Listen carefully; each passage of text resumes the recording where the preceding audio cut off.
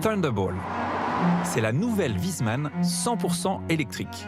De la classe avant tout, mais aussi de la sportivité, on l'espère, car regardez le charme des versions essence de cette petite marque allemande très confidentielle relève d'un sacré défi. Petit flashback, je suis à bord d'une Wiesmann thermique. Car si certains d'entre vous connaissent la marque, pour ceux qui ne la connaissent pas, je vais vous la décrire en 3 phrases avec les principales caractéristiques. La première chose, c'est que Wiesmann, ce sont des coupés et des cabriolets stricts 2 places avec une carrosserie magnifique digne d'une œuvre d'art.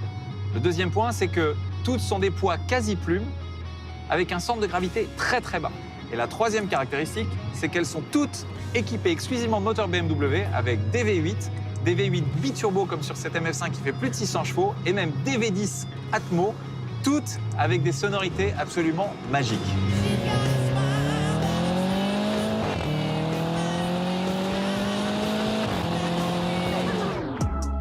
Retour au présent. Nous sommes venus à l'usine de Dülmen en Allemagne. Les bâtiments ont la forme du gecko et le principe de Wiesmann est de créer des voitures qui collent à la route comme le gecko colle aux parois d'un mur.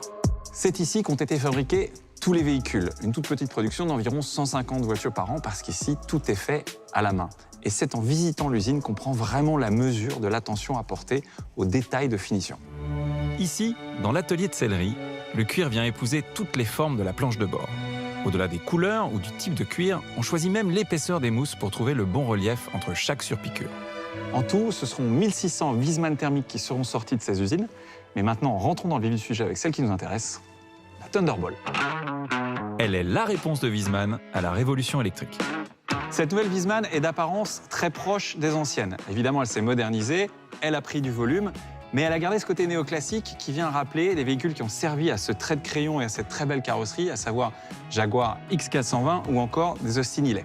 Sauf qu'ici, évidemment, c'est du moderne et la carrosserie est réalisée 100% en carbone pour être la plus légère possible.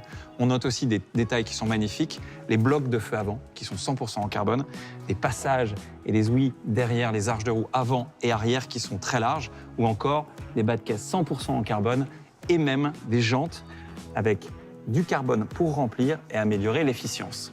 Et c'est pas fini parce que l'intérieur est lui aussi sublime. Le fait main donne un charme fou à l'habitacle. La console centrale épurée est entièrement en carbone. Le cuir est épais et très travaillé. J'ai rarement eu autant d'émotions pour une voiture, tellement le soin apporté est minutieux. Reste à savoir si l'émotion persiste quand on roule avec. Mais non, pas la valise, la voiture évidemment. Le son moteur n'est plus là. Alors que reste-t-il? Une voiture finalement raisonnablement puissante, car on sait qu'il est facile de mettre 900 chevaux dans une voiture électrique aujourd'hui. Mais c'est au détriment du poids et de l'autonomie.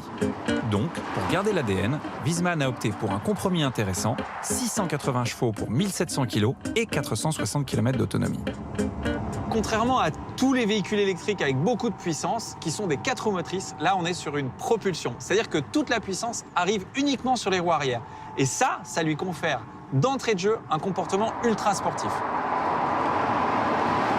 Ensuite, pour garder le même caractère originel, il a fallu garder le centre de gravité très bas.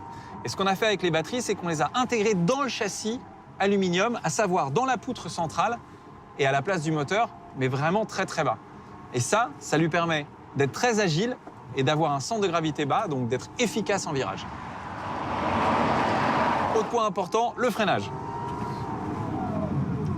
Je peux vous dire que ça freine. Donc on sent pas le poids. Résultat, un bon freinage et efficace en virage. Vous voyez le smile? Il est là. Parlons du prix, 300 000 €, alors que les versions essence se situaient aux alentours de 200 000 €. Pour ce prix-là, heureusement, tout est sur mesure. De la peinture au cuir, à la moquette intérieure, à la couleur des logos en passant par les jantes et même de la capote.